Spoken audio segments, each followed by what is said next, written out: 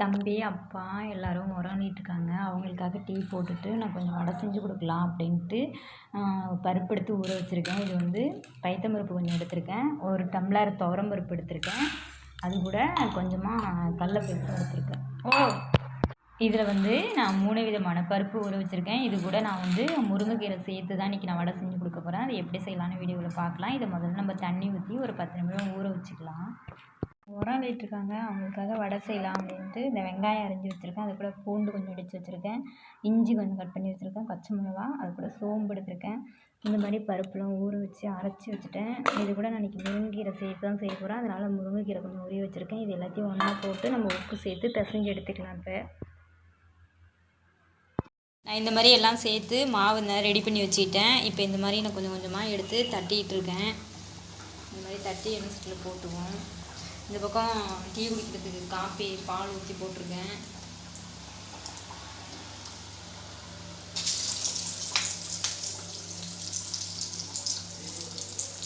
மாதிரி நாங்கள் தட்டி போட்ட வடையெல்லாம் திருப்பி விட்டுக்கிட்டோம். இது ஏன்னா முருங்கைக்கீரை சேர்த்து செஞ்சுருக்கோம் அப்படின்னாலே சத்து தான். இதில் 3 விதமான பருப்பு சேர்த்துருக்கேன். வடையெல்லாம் திருப்பி விட்டு நல்லா வெந்துருச்சு. நாங்கள் வந்து ஒரு ஏனத்தில் எடுத்துக்கிறோம். பார்க்குறதுக்கே சூப்பராக இருக்குது, கலர்ஃபுல்லாக. ஏன்னா இதில் நம்ம பைத்தம் பருப்பு சேர்த்துருக்கோம். ரொம்ப டேஸ்ட்டாக இருக்கும் இந்த வடை.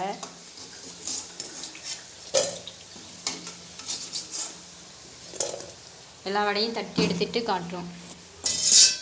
டீ போடுறதுக்கு பால் காய்ச்சிருந்தோம். அது பால் கொதிச்சிருச்சு. இப்போ நம்ம தூள் சேர்த்துக்கலாம். தூள் சேர்த்து கொதிக்க விட்டு வடையும் ரெடி ஆகிட்டு டீ இறக்கிக்க வேண்டியதுதான். வச்சுட்டு நம்ம வந்து ஆஃப் பண்ணிவிட்டு டீயை வடிகட்டிக்கலாம்.